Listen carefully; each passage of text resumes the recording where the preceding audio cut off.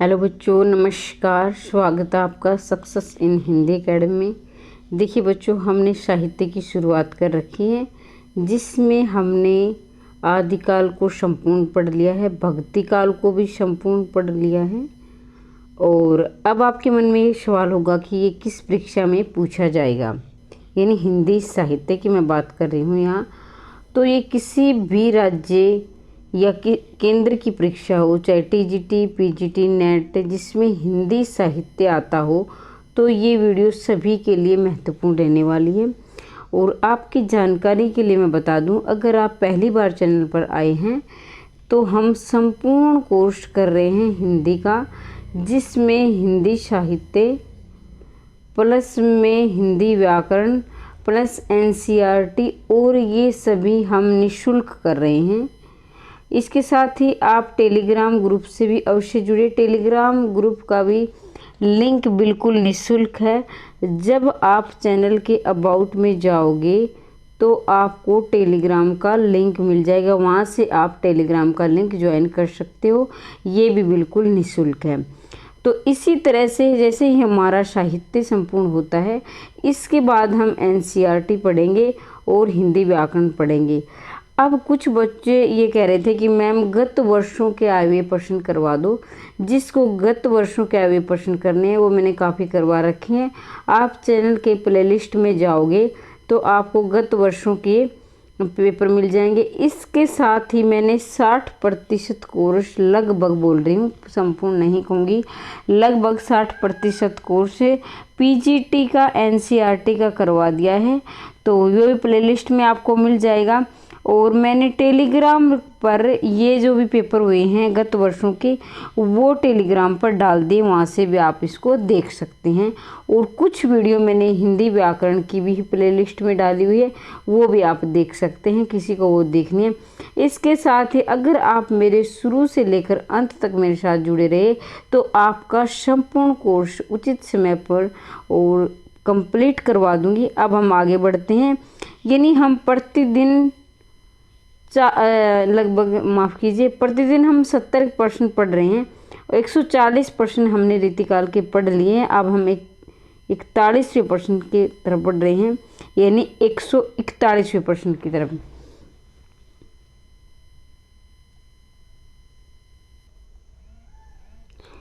देव कवि ने सबसे पहले किस ग्रंथ की रचना की? प्रश्न आपका है, देव कवि ने सबसे पहले किस ग्रंथ की रचना की? भाव विलास, रस विलास, जाति विलास, नीति शतक। तो बच्चों, देव कवि ने सबसे पहले भाव विलास की रचना की। 1 मिनट आपका लेना चाहूँगी, क्योंकि देखो, जो भी आपके कवि, लेखक हैं, लेखिका हैं, तो उन्होंने जो भी प्रथम बार लिखा है, यानी अपने इतिहास में, चाहे हिंदी साहित्य का इतिहास हो, चाहे कहीं पर आपको प्रथम शब्द मिल जाए, वो आप अच्छी तरह से याद करेंगे, क्योंकि परीक्षा में अपने आप में प्रथम महत्वपूर्ण हो जाता है, इसलिए पूछ लिया जाता है। कौन सा कारण देव कवि को अधिक प्रभावशाली बनने से रोकता है? भाई इसमें क्या है, आचार्य बनने से, यानी कौन सा कारण है कि देव कवि अधिक प्रभावशाली आचार्य बनने से रोकता है? क्या पूछा गया? रोकता है। चमत्कार प्रदर्शन, काव्य शास्त्रीय मत विवेचन में विरोधाभास, परंपरागत मान्यताओं का समर्थन, विषय की विविधता। तो बच्चों, आपका उत्तर रहेगा बी, काव्य शास्त्रीय मत विवेचन में विरोधाभास। आगे बढ़ते हैं। साहित्य आनंद किसकी रचना है? देव कवि की है, वृंद कवि की है, ग्वाल कवि की है, गोप कवि की है। तो इसका उत्तर रहेगा आपका ग्वाल कवि। क्या नाम है रचना का? साहित्य आनंद। किसकी रचना है? ग्वाल कवि की। देखो अब क्या है, जो ऐसे ग्वाल एक लेखक का नाम है, लेकिन मैं आपको बता दूं कि अगर आपको ट्रिक से याद करना है तो ये भी आपको, जैसे ग्वाल है, ग्वाल किसे कहते हैं? जो गौ चराते हो, यानी कि सिर्फ गऊ चराते हो। ये वैसे नाम ये हो गया है, मतलब रूढ़िगत हो गया है कि गौ चराने वाला ग्वाल बोलते हैं, लेकिन वो कोई भी पशु हो, चाहे वो भेड़ बकरी हो या भैंस हो तो उसको ग्वाला बोलते हैं हमारे यहाँ। तो जैसे साधारण भाषा में तो वो कहूँगी कि जैसे वो बड़े आनंद में क्या होता है, गीत गाते रहते बड़े आनंद में होकर झूम उठते हैं, क्योंकि भई अपना टाइम पास भी तो करना होता है ना, कि सुबह से लेकर शाम तक अपने पशुओं को चराते, तो वो क्या है आनंद में होकर गाना गाते हैं। तो आप ऐसे ट्रिक्स याद करते हो कि जो ग्वाल है वो साहित्य का आनंद ले रहे हैं बड़े मस्त होकर, ऐसे भी आप इसे याद कर सकते हैं। रीतिकाल काव्यांग निरूपण के अर्थ में सर्वाधिक ग्रंथ है। भाई सर्वाधिक ग्रंथ क्या है? रीतिकाल काव्यांग निरूपण के अंतर्गत सर्वाधिक छंद विवेचन है, गुण विवेचन है, शब्द विवेचन है, छंद विवेचन, गुण विवेचन, शब्द शक्ति विवेचन, रस विवेचन। तो इसमें पूछा गया है कि रीतिकाल काव्यांग निरूपण के अंदर सर्वाधिक ग्रंथ है, तो भाई सर्वाधिक ग्रंथ आपका उत्तर रहेगा रस विवेचन। ऐसे भी आप याद कर सकते हो। भाई जो जुड़ता है वो तो हम जोड़ सकते हैं ना, जैसे रीति से रे से रीति, रे से रस विवेचन, सर्वाधिक ग्रंथ इसी में लिखे गए थे रीतिकाल में रस विवेचन पर। अब आता है रस नदी का वास्तविक नाम।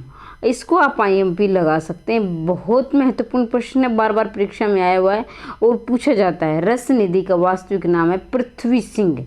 क्या बच्चों? पृथ्वी सिंह है रस निधि का वास्तविक नाम। रतन हजारा के रचनाकार कौन है? तो रतन हजारा के रचनाकार रहेंगे रस निधि। ये भी आप ऐसे याद कर सकते हो, जो जुड़ते हैं उसे जोड़ लीजिए, क्योंकि बहुत से प्रश्न होते हैं और कितने इतने प्रश्न, इतनी रचनाएं कि दिमाग में से निकल जाते हैं, तो याद करना बड़ा मुश्किल होता है। इसलिए हम जहाँ से जुड़ता है वहाँ जोड़कर याद करोगे तो आपको वहाँ परीक्षा में आपको याद करने में परेशानी ना होगी। तो रे से रतन और रे से रसनिधि आप याद कर सकते हैं। आगे बढ़ते हैं। रीति सिद्ध काव्य धारा के अंतिम कवि रूप में विख्यात है। ये भी बार बार परीक्षा में आया बच्चों, ये बहुत महत्वपूर्ण है। रीति सिद्ध, देखो बच्चों, विश्वनाथ ने, आचार्य विश्वनाथ ने रीतिकाल को 3 भागों में बांटा था। किसने? आचार्य विश्वनाथ ने। उसमें क्या है, इसमें एक बांटा था उन्होंने रीतिबद्ध, रीति सिद्ध और रीति मुक्त। रीति मुक्त, तो रीतिबद्ध में तो बहुत सारे आते हैं, जैसे जो हमारे देव कवि हैं ये भी आते हैं, केशवदास है। रीति सिद्ध में बिहारी आते हैं और इसके साथ ही अपने आते हैं द्विज देव आते हैं, और रीति मुक्त घनानंद आलम बोधा ये आते हैं। तो ये आचार्य विश्वनाथ ने कितने भागों में? 3 भागों में बांटा था रीतिकाल को, ये याद रखेंगे। कौन से? रीतिबद्ध, रीति सिद्ध, रीति मुक्त। अब पूछा गया है कि रीति सिद्ध काव्य धारा के अंतिम कवि रूप में। अब ये रीति सिद्ध ध्यान रखिए, रीति के अंतिम कवि रूप में पूछा गया है, तो बच्चों अंतिम कवि रूप आपका उत्तर होगा द्विज देव। अब क्या है, कुछ बच्चों को रीति सिद्ध काव्य धारा में कुछ बच्चे ऐसे हैं जो बिहारी याद कर लेते हैं, लेकिन आप ध्यान दें बिहारी रीति सिद्ध काव्य धारा के सबसे प्रमुख कवि थे। इसमें कोई औचित्य नहीं कि है, वो बिल्कुल बिल्कुल है, लेकिन ये नहीं कि सिर्फ वही है, इनके साथ और भी हुए हैं जिसमें द्विज देव आते हैं जो कि अंतिम है। रीति सिद्ध काव्य धारा के बिहारी प्रमुख है, लेकिन जो अंतिम पूछा गया है, यहाँ प्रश्न का अर्थ समझे कि प्रश्न में पूछा क्या गया है। अब आप ध्यान से नहीं पढ़ोगे तो आप तुरंत बिहारी को लगाओगे। बिहारी है रीति सिद्ध काव्य धारा के प्रमुख कवि है, लेकिन बच्चों वो अंतिम नहीं है। अगर आपसे अंतिम पूछा जाए तो आप द्विज देव को लगाना निशान, अगर आपसे प्रमुख पूछा जाए या प्रसिद्ध पूछा जाए तो बिहारी को लगाना। तो इस प्रश्न का अंतर आप अवश्य समझेंगे। आगे बढ़ते हैं। आलमकृत माधवानल कामकंदला की भाषा है, तो खड़ी बोली है, राजस्थानी है, ब्रज है, अवधी है। तो बच्चों इसका उत्तर रहेगा अवधी है। अब यहाँ से आपके 2 प्रश्न बनेंगे। पहला प्रश्न बनेगा माधवानल कामकंदला किसकी रचना है? तो आलम की रचना है। माधवानल कामकंदला किसकी रचना है? आलम की है। अब इसकी भाषा पूछ ली गई है कि माधवानल कामकंदला की भाषा क्या है, तो भाषा इसकी रहेगी अवधी। तो इतना तक याद होगा। अब हम आगे बढ़ते हैं। खंड काव्य, ये हमारे चैनल का नाम थोड़ा सा आ गया, तो ये तो आपको याद करने में थोड़ी परेशानी होगी, मतलब देखने में, लेकिन मैं बता देती हूँ। खंड काव्य श्याम स्नेह की रचयिता है। खंड काव्य श्याम स्नेह की रचयिता बच्चों आलम है, बोधा है, घनानंद है, सेनापति है। तो इसका उत्तर रहेगा आलम है खंड काव्य। पहली बात तो ये श्याम स्नेह किसकी रचना है? आलम की है। फिर क्या है? ये खंड काव्य है, तो ये भी आप याद रखेंगे। इश्कनामा बिरई सुभान दंपति विलास के रचनाकार कौन है? तो इसको आप इतना याद रखेंगे, इश्कनामा के रचनाकार कौन है? तो इश्कनामा के होंगे बोधा। और एक आता है बच्चों इश्कलता। यहाँ पर आप काफ़ी कंफ्यूज होते हैं। इश्कलता, लता क्या होती है? घनी होती है। लता क्या होती है? घनी। तो ये रचना किसकी है? घनानंद की। और इश्कनामा, अगर नामा आ जाए तो इश्क में नाम पड़ गया क्या? बोधा। इश्क में नाम पड़ गया बोधा। और इश्क की लताएं कैसी होती है? घनी। तो ये हो गए घनानंद और इश्कनामा के होंगे बोधा। आगे बढ़ते हैं। बोधा कर्त वीर्य वारिस किस प्रकार की रचना है? अभी बोधा की क्या है? वीर्य वारिस है। वीर्य वारिस किसकी रचना है? बोधा की है। ये भी आप याद रखेंगे। तो बच्चों बोधा की जो वीर्य वारिस रचना है ये मुक्तक काव्य है, प्रशस्ति काव्य है, प्रबंध काव्य है, चंपू काव्य है। तो बच्चों इसका उत्तर रहेगा प्रबंध काव्य। अब देखो प्रबंध काव्य में भी दो आते हैं, एक महाकाव्य आता है और एक आता है खंड काव्य आता है। ठीक है। प्रशस्ति काव्य उसे कहते हैं जो प्रशंसा के लिए लिखा जाता है, जैसे राजा महाराजा। चंपू काव्य उसे कहते हैं जो गद्य और पद्य में दोनों का मिश्रित रूप है। यानी गद्य में होते हैं जैसे कहानी, नाटक, उपन्यास, निबंध, और पद्य में बच्चों होती हैं कविताएं। जैसे ये इसका उत्तर रहेगा फिर प्रबंध काव्य। ठीक है। अब आगे बढ़ते हैं। बोधा के काव्य की प्रेरक शक्ति है राज दरबारी संस्कृति, धन प्राप्ति कामना, सुजान शुभान। तो बच्चों इसका उत्तर रहेगा आपका बोधा की शुभान। अगर यहाँ घनानंद होता तो यह सुजान इसका उत्तर होता। घनानंद होता तो इसका सुजान उत्तर होता। लेकिन क्या है? बोधा की शुभान। अब शुभान इसको ऐसे भी लिखा आ सकता है, आप कंफ्यूज ना हो। इसे कहीं शुभान लिख दिया गया है, कहीं शुभान लिख दिया गया है। लेकिन क्या है? ये दोनों ही नाम एक ही महिला के हैं जो बोधा की प्रेमिका थी। ये भी एक नर्तकी थी। सुजान भी एक नर्तकी थी। ये क्या है? घनानंद की प्रेमिका थी। अगर यहाँ आता कि घनानंद की प्रेरक शक्ति कौन है तो सुजान है, बोधा की प्रेरक शक्ति कौन है? शुभान है। दोनों ने ही अपनी प्रेमिकाओं के लिए रचनाएं लिखी हैं। गंगा अवतरण के रचनाकार कौन है? तो गंगा अवतरण कौन रहेंगे? जगन्नाथ दास रत्नाकर। इसका उत्तर रहेगा जगन्नाथ दास रत्नाकर। अब आगे बढ़ते हैं। वीर सतसई के रचयिता कौन है? भारतेंदु हरिश्चंद्र है, वियोगी हरि है, बिहारी है, कृपाराम है। तो बच्चों वीर सतसई, वैसे वीर सतसई वैसे वियोगी हरि, ऐसे याद रख सकते हैं। वैसे वीर सतसई वैसे वियोगी हरि। आगे बढ़ते हैं। निम्नलिखित कवियों का काल क्रम सही सुम्मिलित करें। भाई पहले कौन है? सबसे बड़ा कौन है? फिर उससे छोटा कौन है? फिर उससे छोटा कौन है? उससे छोटा, ये आपको याद करना है। तो इसका उत्तर रहेगा बच्चों सी। पहले कृपाराम आएंगे, फिर केशव, सेनापति, फिर बिहारी। फिर वही कालक्रम की दृष्टि। देखो बच्चों पीजीटी में 1-2 प्रश्न कालक्रम की दृष्टि से आ सकते हैं। हाँ नेट और असिस्टेंट प्रोफेसर में खूब आते हैं, बाकी टीजीटी पीजीटी में इतने नहीं आते हैं। फिर भी आप याद दे रखा है तो याद कर लीजिए। इसका रहेगा सुधानिधि, रस रहस्य, रसायन, काव्य निर्णय। ठीक है। आगे बढ़ते हैं 57वें प्रश्न की तरफ। देखो भाई संपूर्ण कोर्स कंप्लीट फ्री में करवाया जा रहा है। आप इसे चैनल को सब्सक्राइब करें, वीडियो को लाइक करें और शेयर करें। डी इसका रस प्रबोध, सुधानिधि, जाति विलास, ललित ललाम।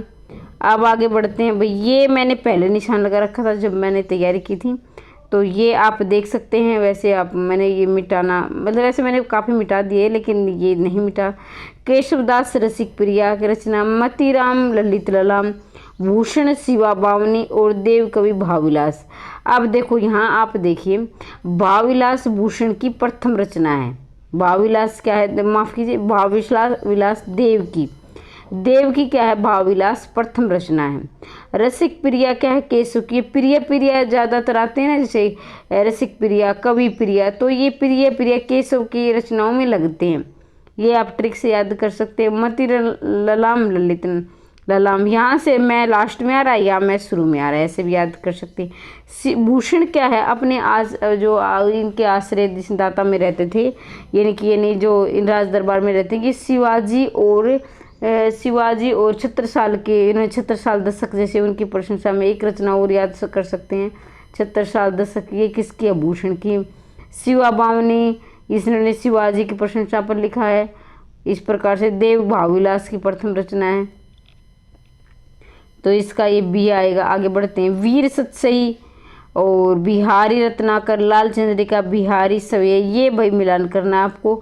अभी अभी मैंने थोड़ी देर पहले पढ़ा था। वीर सतसई किसकी है? वियोगी हरि की है। बिहारी रत्नाकर किसकी है? रत्नाकर जगन्नाथ दास रत्नाकर की है। तो यहाँ भी लास्ट में रत्नाकर आ रहा है, यहाँ भी रत्नाकर आ रहा है, ऐसे भी याद कर सकते हैं। बिहारी रत्नाकर, जगन्नाथ दास रत्नाकर। लाल चंद्रिका लल्लू लाल जी, देखो ल से लाल और ल से लल्लू लाल जी, ल से दोनों जुड़ रहे हैं, लल्लू लाल जी। बिहारी सवैया ये कृष्ण कवि की है। बिहारी से देखो बच्चों, हर जो रचना होती है ट्रिक से याद नहीं होती हैं, ये मैं मानती हूँ, लेकिन ये भी होती है कि कुछ रचनाएं ऐसे, जैसे मैंने आपको अल्फ़ाबेट यानी वर्णमाला से भी आप याद कर सकते हैं, या कोई और लॉजिक लगा। बहुत सी रचनाएं हैं जो आप याद तो कर लोगे लेकिन परीक्षा के समय आप भूल जाओगे। तो इसलिए लॉजिक, कुछ रचनाएं आप लॉजिक से ट्रिक से भी याद किया करो, ताकि आपके दिमाग में इतना दबाव भी ना पड़े दिमाग में, और आपके अच्छे खासे नंबर भी आ जाए। ठीक है, तो कुछ तो ट्रिक लगा लिया करो थोड़ी बहुत। आगे बढ़ते हैं 160 प्रश्न की तरफ। ये भी कालक्रम की दृष्टि से सही, इसमें रहीम सबसे पहले आएंगे, फिर देव, फिर पद्माकर, फिर प्रताप शाही आएंगे। फिर आगे बढ़ते, कौन सा युग्म असंगत है? भाई यहाँ गलत देखना है। रसविलास देवकवि, व्यंग्यात कौमुदी पद्माकर, श्रृंगार निर्णय भिखारीदास, रसराज मतीराम। तो इसमें गलत असंगत, ये मैं हर प्रश्न में इस प्रकार का आता है, या हर वीडियो में बोलती हूँ कि गलत है, असत्य है, असंगत है, सत्य है। तो इसको आप प्रश्न में पूछा क्या गया है? सबसे पहला काम आपका होगा कि आप प्रश्न के नीचे अपने अंडरलाइन लगा लें कि प्रश्न में पूछा क्या गया है। क्योंकि बहुत से बच्चों की ये शिकायत होती है, घर आके मेरे आते होते 4-5 गलत हो गए, तो उनकी यही गलती होती है कि वो असावधानी बरतते हैं। तो बच्चों इसका रहेगा आपका 161 का बी। व्यंग्यात कौमुदी पद्माकर की रचना नहीं है, बल्कि किसकी है? प्रताप शाही की रचना है। किसकी? प्रताप शाही की रचना है। शाही, प्रताप शाही की रचना है, व्यंग्यात कौमुदी पद्माकर की रचना नहीं है। रसविलास देव, ज़्यादातर जो है विलास आती हैं, मैं 95% कहूँगी, एक आध रचना और भी किसी की हो सकती है। तो ज़्यादातर 95% रस विलास लगता है वो देव कवि की, जैसे जाति विलास है, भाव विलास है, रस विलास है। श्रृंगार निर्णय किसके? भिखारीदास की। रसराज किसकी है? मतीराम की। लेकिन व्यंग्यात कौमुदी किसकी है? प्रताप शाही की है, प्रताप शाही की। अब आगे बढ़ते हैं 162वें प्रश्न की। भाषाभूषण ये भी असंगत पूछा गया, कौन सा युग्म असंगत है यानी गलत है? भाषाभूषण जसवंत की, ललित लला मतीराम की, कवि कुल कंठाभरण भूषण की। तो बच्चों यही गलत है, कवि कुल कंठाभरण इसमें क्या है? भूषण की नहीं है, बल्कि किसकी है? दुल्लह कवि की है। दुल्लह कवि की है, कवि का नाम है दुल्लह, कहीं आप इसको दुल्ला समझ लो। कवि कुल कंठाभरण दुल्लह की है। पद्माभरण पद्माकर की है। ललित ललाम मतीराम की। ललित ललाम काफ़ी प्रसिद्ध रचना है, बार बार परीक्षा में पूछा गया, इसे ध्यान से याद करेंगे। ललित ललाम मतीराम की। भाषाभूषण जसवंत की है, और कवि कुलकंठाभरण दुल्लह की है। तो इसका उत्तर रहेगा ऑप्शन नंबर सी। कौन सा युग्म असंगत है? फिर गलत पूछ लिया गया। छंदमाला केशवदास की है, बिल्कुल सही है। छंदसार मतीराम की, ये भी सही है। और वृत्त विचार, इसमें क्या है? वृत्त विचार सुखदेव मिश्र की है। डी है, ये गलत हो जाएगा। छंदोण पिंगल वृंद की नहीं है, बल्कि छंदोण पिंगल किसकी है? भिखारीदास की है बच्चों। किसकी है? भिखारीदास की रचना है। छंदोण पिंगल भिखारीदास की रचना है, ये वृंद की नहीं है। छंदसार मतीराम की है। वृत्त विचार सुखदेव मिश्र की है। छंदमाला केशवदास की है। आगे बढ़ते हैं। रसिक प्रिया बोधा, सुधा निधि तोष, रस सारांश भिखारीदास, और रस प्रबोध रसलीन। तो इसमें क्या है? इसमें भी असंगत गलत का चयन करना है। गलत कौन सी है? तो बच्चों इसमें क्या है? पहली ही रचना इसमें गलत है, क्योंकि मैंने थोड़ी देर पहले आपको बताया, ऊपर मैंने प्रश्न करवाया कि जहाँ प्रिया प्रिया लगता है वो किसकी रचना है? केशवदास की है। जैसे रसिक प्रिया, कवि प्रिया, मैंने थोड़ी देर पहले ही आपको बताया, जहाँ पर प्रिया प्रिया लगता है वो ज़्यादातर केशवदास की रचना है, ये बोधा की नहीं है। सुधा निधि तोष कवि की, बिल्कुल ठीक है। रस सारांश भिखारीदास की, ये भी ठीक है। रस प्रबोध रसलीन की, ये भी ठीक है। आगे बढ़ते हैं। ये मिलान करना भाई। काव्य कल्पद्रुम किसकी रचना है? काव्य कल्पद्रुम रहेगी आपकी सेनापति की, काव्य कल्पद्रुम सेनापति की। सतसई की टीका आपकी है कृष्ण कवि की, सतसई की टीका कृष्ण कवि की है। रतन हजारा थोड़ी देर पहले हमने पढ़ा था रसनिधि की, रैसे रतन हजारा रैसे रसनिधि। श्रृंगार लतिका किसकी है? द्विज देव की है, श्रृंगार लतिका द्विज देव की है, जो रीति सिद्ध काव्य धारा के अंतिम कवि हमने थोड़ी देर पहले पढ़ा था।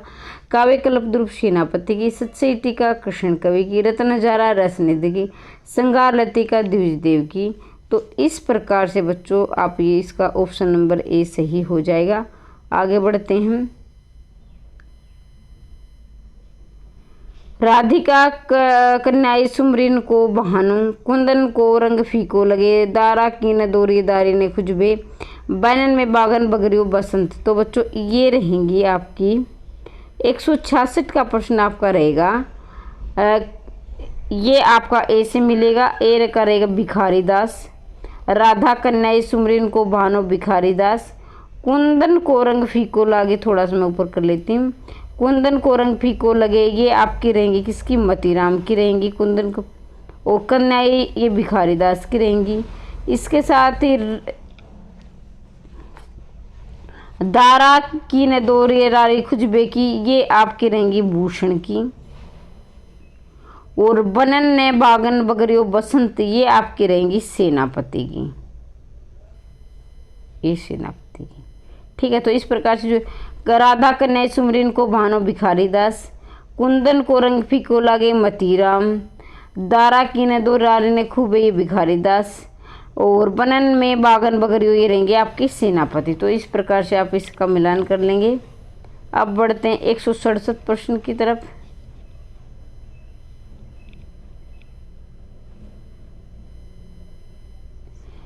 देखी दोपहरी जेठ की छाई चाहती छाप, लोगन कवित की वो खेल करी जानो, अति सुदोषने को मारक, तुलसी गंग दुबे सुकिन के सरदार। तो ये भी मिलान, देखो बच्चों मिलान वाले प्रश्न काफ़ी अच्छे होते हैं। एक तो ये कि एक दो आपको आते हों अच्छी प्रकार से, तो उनसे ही आपके काफ़ी प्रश्न ठीक हो सकते हैं।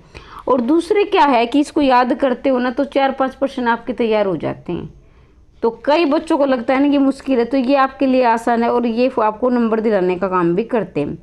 देखी दोपहर जेठ की छाई चाहती छा, तो ये बच्चों आपकी रहेंगी बिहारी की, बिहारी की पंक्तियाँ। देखी दोपहर जेठ की छाई चाहती छा, मतलब दोपहर की जेठ में ये क्या है, सबको छाया की चाह होती है। जेठ यानी जब गर्मी का महीना होता है तो कितने कड़ाके की धूप पड़ती है। लोगन कवित के वो कली करी जानो, तो ये आपकी 167 का आपका बी का उत्तर रहेगा ठाकुर की, ठाकुर रहेंगे। अति सुदोषने को मार्ग, अति सुदोषने को मार्ग रहेगा आपका घनानंद, ये अति सुदोषने को मार्ग रहेगा आपका घनानंद। तुलसी गंग दुबे सुखविन के सरदार, ये रहेंगे आपके भिखारी दास, ये आपके तुलसी गंग दुबई सुकिन के सरदार आपके रहेंगे भिखारी दास। देख दोपहरी जेठ की छाई चाचा, तो ये बिहारी की। लोगन कवित खेलो बकरी जानो, ठाकुर की। अति सुदोषने को मार्ग, IMP लगा ले, काफ़ी प्रसिद्ध है रचना, मतलब रचना तो के पंक्तियाँ, तो ये घनानंद की रहेंगे। अति सुदोषने को मार्ग घनानंद की। तुलसी गंग दुबे सुकिन के सरदार आपके भिखारी दास की। अब बढ़ते हैं 168 प्रश्न की तरफ। उजरनी बसी हमारी अखिया देखो, जानी प्रत्यय काक पिक वसंत के माही, इंद्र जिमी जम्ब पांडव सुब्रम, नवरस सब संसार में, नवरस में संसार। तो ये पंक्तियां भी आपको मिलान करनी है। उजरन बसी हमारी आख्या देखो, ये आपकी रहेंगी घनानंद की। जानी प्रत्यय काक पिक बसंत ऋतु के माही, ये आपकी रहेंगी वरंद कवि की। और इंद्र जिमी जंब पर बाडे शुभम, ये आपकी रहेंगी भूषण की। और नवरस सब संसार में, नवरस में संसार, ये आपकी रहेंगी किसकी? देव कवि की रचना रहेंगी, पंक्तियाँ रहेंगी। तो ये आप इसे मिलान कर लेंगे अच्छी प्रकार से, वीडियो को रोक कर भी कर सकते हैं। और इसका उत्तर रहेगा फिर आपका सी। अब एक ये देखो बच्चों 169 170 से लेकर 200 तक प्रत्येक प्रश्न के लिए काव्य पंक्ति कथन दिया गया। इसके रचयिता चार चार नाम दिए हैं, उनमें से एक सही आपको सही। इसमें क्या है सही भी, अब तक आप गलत चयन करे थे, अब सही का करना है। काव्य की रीति सुखविन सो देखी सुनी बहुलोक की बातें। काव्य की रीति सुखविन सो देखी सुनी बहुलोक की बातें, ये पंक्तियां आपको देखनी किसकी हैं, भिखारी दास की हैं। थोड़े कर्म कर्म ते कही अलंकार की रीति, तो ये आपकी रहेंगी दुल्हे की हैं। भूषण बिनु ने विराजे कविता वनिता मीत, ये रहेंगे आपकी केशवदास की। जैसे यहाँ आप कविता से कैसे कविता कैसे केशवदास भी पकड़ सकते हैं। भूषण बिनु ने विराजे कविता वनिता मीत केशवदास की। अब विदा उत्तम काव्य मध्य लक्षण, ये दोनों ही पंक्तियाँ बहुत महत्वपूर्ण है, बार बार परीक्षा में पूछी गई है। ये आप IMP लगाकर इन्हें अवश्य याद कर लें। तो इसका रहेगा केशवदास और नीचे वाले 172 का रहेगा देवकवि। अब विदा उत्तम काव्य मध्य लक्षण लेन देवकवि की। डार द्रुम पलना बिछोना नौ पल के सुमन जंगुला सोए तन छवि भारी दे, ये किसकी पंक्तियाँ हैं, ये आपके रहेंगी देवकवि की। नवरस सब संसार में नवरस में संसार, नवरस सार श्रृंगार में युगल सारा श्रृंगार, तो ये पंक्तियां आपकी रहेंगी 174 की देवकवि की हैं। देव में बखानी तीन लोकल को ठुकरानी, ये आपकी रहेंगी पंक्तियां 175 का रहेगा आपका सेनापति। तेरे नैन मेरे नैन के खिलौना, तेरे नैन मेरे नैन के खिलौना रहेंगे सेनापति। फागु की बीर अमरिन में गही गोविंद ले गई भीतर गोरी, तो ये आपकी रहेंगी पद्माकर की। फागुन की बीर अमरिन में गही गोविंद ले गई भीतर गोरी। क्यों न आखिन तो निशंग हवि मोहन तन पानी पीजे, तो ये पंक्तियां आपकी रहेंगी बच्चों डी मतीराम की। देखो बच्चों सारी पंक्तियां अगर आपको याद नहीं हो रही है तो जो मुख्य मुख्य पंक्तियां वो तो आप अवश्य याद करें, क्योंकि ये परीक्षा में पूछ ली जाती है। और ये स्टेट की तरह भी नहीं है कि आपको 90 नंबर लेने हैं, आपको मेहनत करनी पड़ेगी, थोड़ा मुश्किल है, बोर हो रहे तो भी आपको याद करना पड़ेगा, क्योंकि भाई ये आपकी नौकरी का सवाल है। डेल सो बना आयत मेलत सभा के बीच लोगन कवित खेबो कली करी जानो, तो ये आपकी पंक्तियां रहेंगी ठाकुर की। अभी थोड़ी देर पहले आपने इसका मिलान भी किया था। लोग लागी कवित बनाओ तो मोहे तो मेरे कवित बना, इसको भाई IMP लगा ले, बहुत महत्वपूर्ण है, बार बार परीक्षा में पूछी जा रही है। इसका मतलब है लोग तो कविता बनाते हैं लेकिन मुझे तो मेरी कविता बनाती, ये कथन है घनानंद का। हैवी है गरीब भाग उगरी, हैवी है गरीब भाग उगरी, तो ये पंक्तियां हैं आपकी घनानंद की। आनंद विदान सुखदानी दुखदायनी दे, तो ये पंक्तियां आपकी रहेंगी 182 की घनानंद की, कि आनंद विदान सुखदानी दुखयानी दे।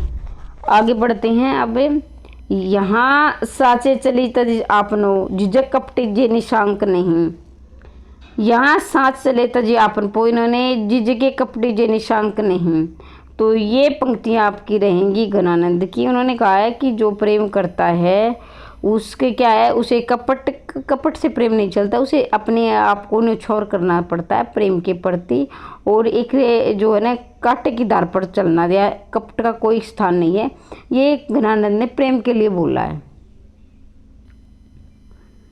बिजुरे मिले मीन मतंग दशा, कहाँ मोजिए गति परसे, बिजुरे मिले मीन पतंग दशा, कहाँ मोजिए गति को परसे, तो ये पंक्तियां रहेंगी आपकी घनानंद की।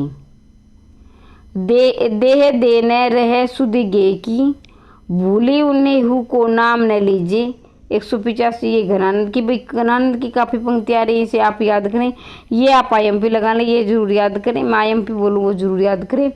ये प्रेम को पंथ कराल महा, तरवार के धावन पो चलनो, तो ये रहेंगे आपकी बोधा कवि। अब इन्होंने क्या कहा, इन्होंने ये कहा कि जो प्रेम का मार्ग है वो आसान नहीं है, वो तलवार की धार पे चलने के बराबर है।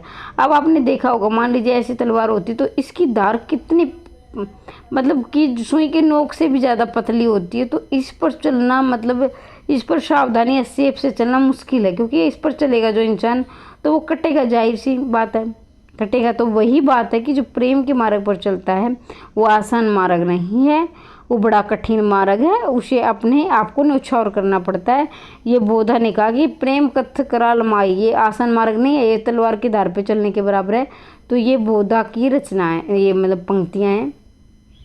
काम कंदला सीत्रिया नर माधव सो होए, तो ये पंक्तियां आपकी बोधा की काम कंदला सीत्रिया नर माधव सोए बोधा की हैं।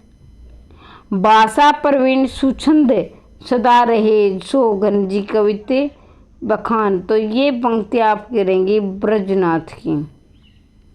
आगे देखो भाई, ये जरूरी नहीं कि आपको थोड़ी मुश्किल लगे वो आप याद ना करें, वो ना आए, वो भी आ सकती है, आप इसलिए अच्छी प्रकार से याद करें।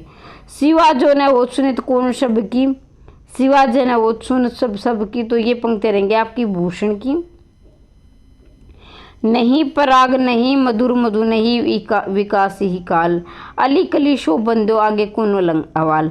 तो सबसे पहले मैं इसमें अलंकार पूछूंगी, क्योंकि बार बार ये पंक्तियां देखकर अलंकार पूछ लिया जाता है। तो इसमें रहेगा अन्योक्ति प्रकाश अलंकार। अन्योक्ति यानी अन्य के बाद इसमें क्या है कि जो जैसे बिहारी जो है जयसिंह के दरबार में रहते थे, तो उनकी एक रानी थी। एक छोटी सी कहानी बता देती हूँ ताकि आपको अच्छी प्रकार से, तो वो बहुत ही मतलब कहने का मतलब कि वो यौवन को प्राप्त नहीं हुई थी, उसकी उम्र बहुत कम थी, नहीं लगभग आप 16-17 साल लगा लीजिए।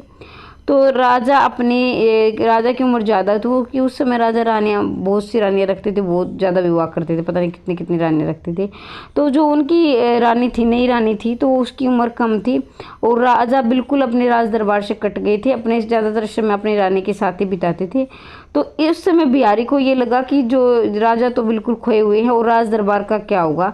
तो उन्होंने ये दोहा लिखा कि नहीं पराग नहीं मधुर मधुर, मतलब कि अभी तो जैसे फूल होते हैं, जो फूल खिलने से पहले छोटे छोटे ये आते हैं, तो इसको वो बोलते हैं पराग बोलते हैं, खिलने से पहले पराग, यानी अभी तो फूल खिला भी नहीं है, पराग आता, खिलने से पहले पराग आता है। तो वही उन्होंने कहा है कि अभी तो रानी किशोर यानी युवा अवस्था को प्राप्त भी नहीं हुई है, यानी किशोर अवस्था में नहीं पराग नहीं मधुर और अब नहीं विकास ही काल, अभी तो इसका विकास भी नहीं हुआ है, यौवन को प्राप्त नहीं। अभी से आप इतने राज दरबार के प्रति कट गए हो और रानी के साथ समय बिताते हैं, ये अच्छा नहीं है। आपके राज दरबार के लिए कोई भी राजा आक्रमण कर सकता है और आपका राज दरबार छीन सकता है। तो ये सचेत करने के लिए उन्होंने लिखा था नहीं विकास ही काल, अभी तो इसका विकास ही होना, अभी तो एक कली है, फूल खिला भी नहीं, अभी तो कली, आगे कौन वाला, अगर जब ये फूल खिलेगा तो आगे क्या होगा। तो इस पर ये पंक्तियां कही है बिहारी ने।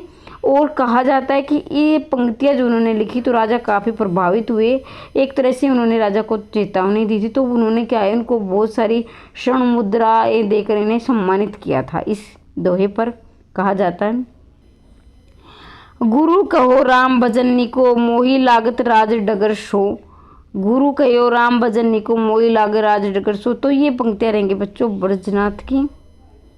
आगे बढ़ते हैं। इति आवत चली जात 6-7 हाथ, तो ये पंक्तियां हैं जैसे कि एक नायिका है और एक नायक है। जो नायिका है वो विरह में इस तरह नायक के विरोध में इस प्रकार से तड़प रही है और इतनी पतली हो गई है। इतियावत जैसे हिंडोला नहीं होता, जैसे झूला आप बोलते हो आप, हिंडोला झूला, तो वो क्या इधर से आप करेंगे तो 6-7 कदम आगे चला जाता है, इधर से करोगे तो 6-7 कदम पीछे चला जाता है। तो उसी प्रकार से उन्होंने अतिशोक्ति अलंकार का प्रयोग करते हुए कवि ने कहा कि रानी यानी माफ़ कीजिए नायिका है, रानी भी हो सकती है, ऐसे कोई बात नहीं है, नायिका है वो नायक के विरोध में इतनी पतली हो गई है कि जब वो सांस लेती है तो 6-7 कदम पीछे चली जाती है, छोड़ती है तो आगे चली जाती है।